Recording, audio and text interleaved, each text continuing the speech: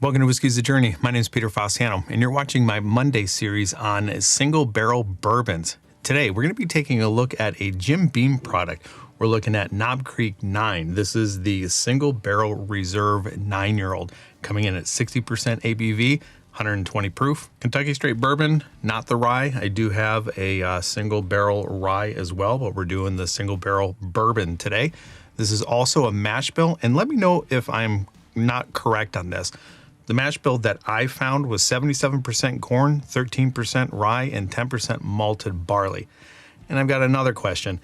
Is this coming out of Jim Beam Distillery, or do they have a separate distillery on the Jim Beam campus that is the Knob Creek Distillery? On the label, it says Knob Creek Distillery, but is that one and the same? Let me know in the comments down below. If you are new here, and you're not subscribed to the channel and you like this information, do me a favor and subscribe to the channel. Do all those things that YouTubers ask you to do: like, subscribe, share, comment down below, and let me know if you are familiar with any of the Knob Creeks, and if you do have an abundance of them, which one is your favorite? This is a 750 milliliter bottle, and I was shocked when I looked at the price. When I bought this a couple of months ago, this was $52.99 for 120 proof. It's, I think, a great value. Let's go ahead and pour it, nose it, talk about it very briefly, not necessarily Knob Creek, but maybe just their offerings. And then if you stick around until the very end, I'm gonna give it a score as well. All right, even before I get it up to my nose, just like always, I always end up getting some sort of nose, and I'm getting a little bit of a maple syrup sweetness. Let's get that a little bit closer. Not too close because it's 120. A little bit of nuttiness, not a lot. And typically when I usually get nuttiness, there's a couple of things that I'll get. Either a dusty peanut shell, the peanut itself, and sometimes peanut butter. This one does have a little bit of a peanut dustiness, but it's leaning a little bit more towards now a peanut butter nose. Get a little bit of cinnamon spice, and is that cherry? I know this was a sip or a skip bottle a while ago, and if my memory serves me correct, I think it smells pretty much the same. Got a little cherry, some peanut butter, not peanut butter dust, not the dusty peanut shell. The spice is pretty good, comes across as a little bit of cinnamon, and barrel char, vanilla, brown sugar, and maybe that brown sugar, vanilla, and barrel char, maybe that is all coming together to give me a little bit of a maple note. I tell you what, for this being 120, it doesn't necessarily singe the nostrils as you would expect it to. It smells absolutely fantastic. Let's go ahead and get it on the palate, see what I think. Oh man, that is fantastic. My mouth is just absolutely watering like crazy. The cherry notes coming through, that peanut butter. This is a very viscous, thick, heavy pour. This is very good. I like this a lot. There is a good amount of cherry, the vanilla, the brown sugar, that maple syrup notes coming through.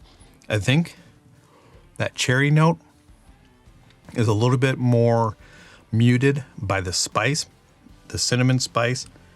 And honestly, that ABV, the 120 proof, this does not drink as hot as you would expect.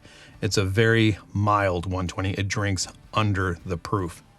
Good amounts of oak. Maybe that's the char note that I'm getting. Cherry, vanilla, brown sugar, oak, a little bit of maple syrup, cinnamon spice. I like this. Let's get a second sip in. And just because this is 120, I'm gonna put maybe a drop or two of water and then talk a little bit about the different offerings that Knob Creek has, and then we'll jump into the score. I don't think this one's gonna be very long. Let's go ahead and get that second sip. All right, on that second sip, there's definitely more nuttiness. That ABV is certainly shining through on that second sip. There is a definite ABV build.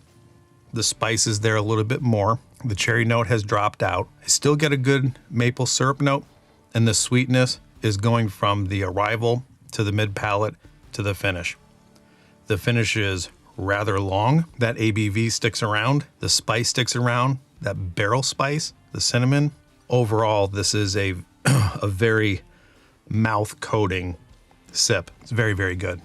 I like it a lot. So when we're taking a look at Knob Creek, whatever your flavor, if you were not a fan of the Knob Creek, I think, and I don't know this for sure, the experience that I had with the Knob Creek Ryes are not necessarily on the nutty side, but they do offer a good amount of sweetness.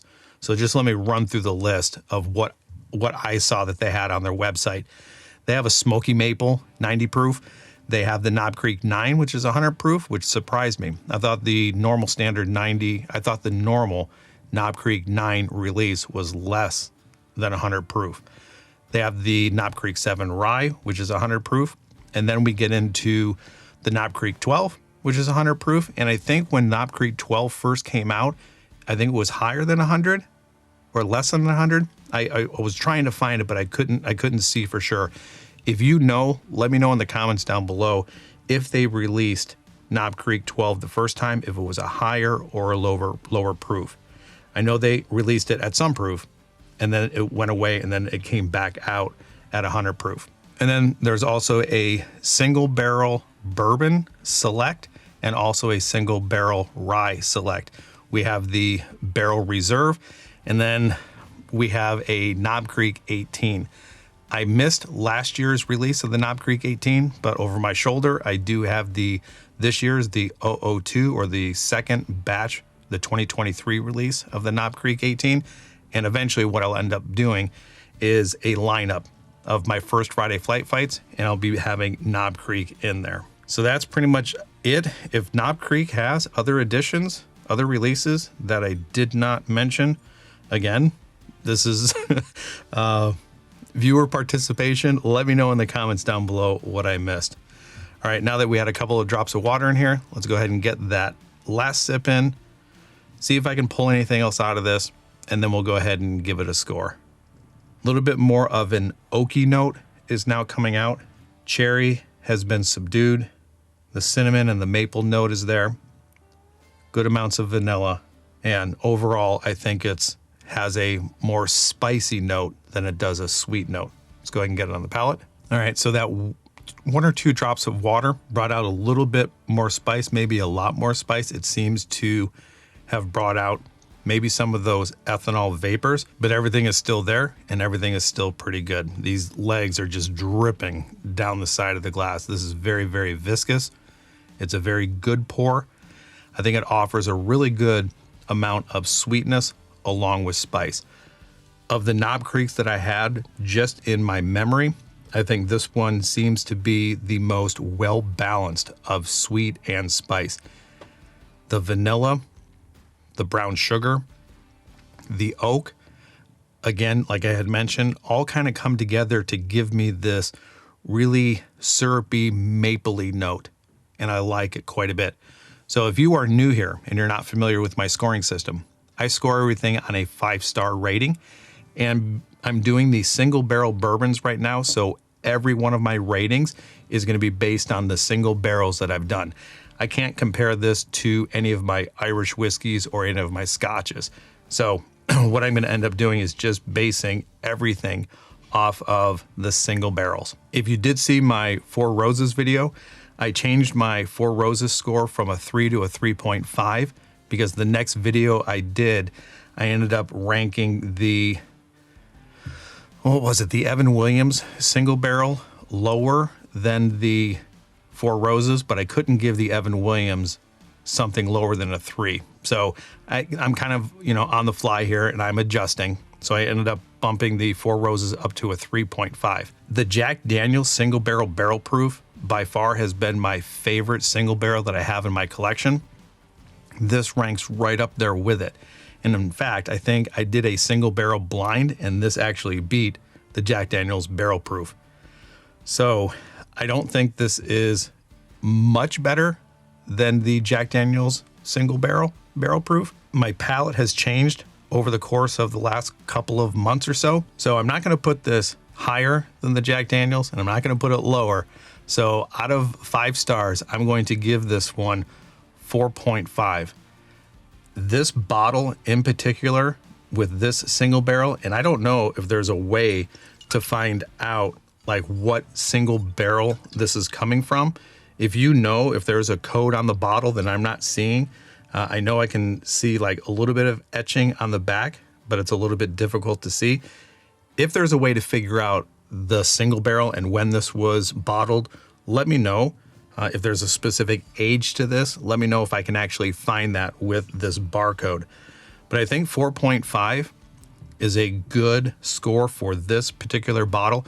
If you've had any of these single barrel reserves before and you dislike them, let me know in the comments below. And if you've had one that you absolutely love, how do they stack up to other bottles that you've had? Not necessarily other Knob Creeks, but just in general, single barrels. How did this individual single barrel stack up to other offerings? And I think that is going to be it. So one more time, like, subscribe, share, do all those things that YouTubers ask you to do. Wherever you're at in your journey, I hope you're enjoying it. And until the next time, we'll talk to you later. Bye.